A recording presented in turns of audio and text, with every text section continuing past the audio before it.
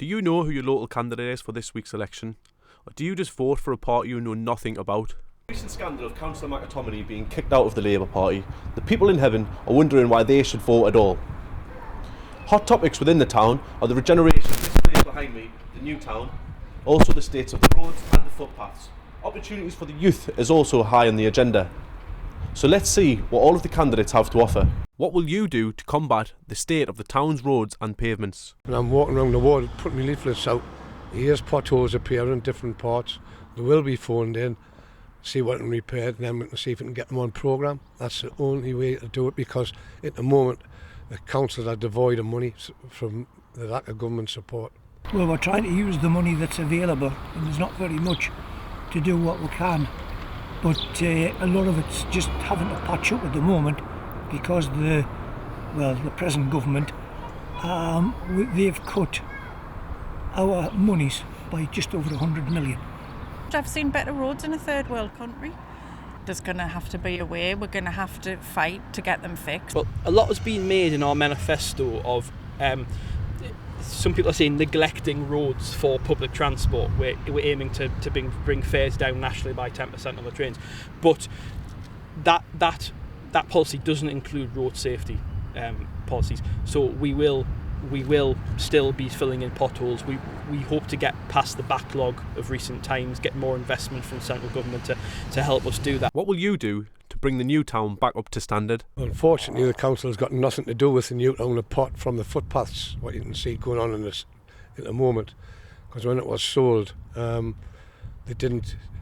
owners didn't take up owning the footpaths. They left them for the council to do. Unfortunately, we don't have much of an input. Who comes, takes the shops up. It's up to the businesses themselves if they want to move in. And at this present moment, the place is just used like a corner shop, to be honest. And of course the new Hebburn Centre, and we're making sure that we get the best out of that. It's going to be only the amenity. But, you know, we've got to make sure that it's properly run and it's not over expensive for local people to use. I want it to be a nice place to live, to work, to play, and to meet, the requirements that basic things like the cemetery, the parks are a mess.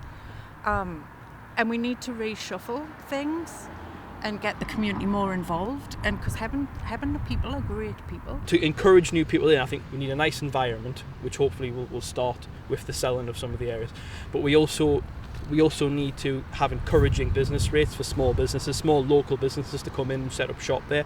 And the Green Party are very much for that. What will you do to help the young people within Hebburn? I feel sorry for the young people. When I left school on a Friday, I started work on the Monday. I had an apprenticeship. I think the schools and the businesses who are complaining bitterly that are going to lose a lot of their workforce in 4 years' time need to work closer together. I've witnessed it on my own grandsons when they get a chance to do work experience. I haven't got a clue where to go to. Why don't they get the businesses that need the youngsters as apprentice in there? Because I still believe not every young person wants to go to university. I'll just do everything I can to help everybody, not just in the Mountain Road, not just in Hebburn or Jarrow, but in South Tyneside as well. So you really need to find a way to engage the community. I think Facebook and social media is the way forward in doing that. Things for younger people to do, like more community-based things, a community farm, more things for the older kids. The play area in the park is great for little ones, but once the older ones come in, it's a nightmare.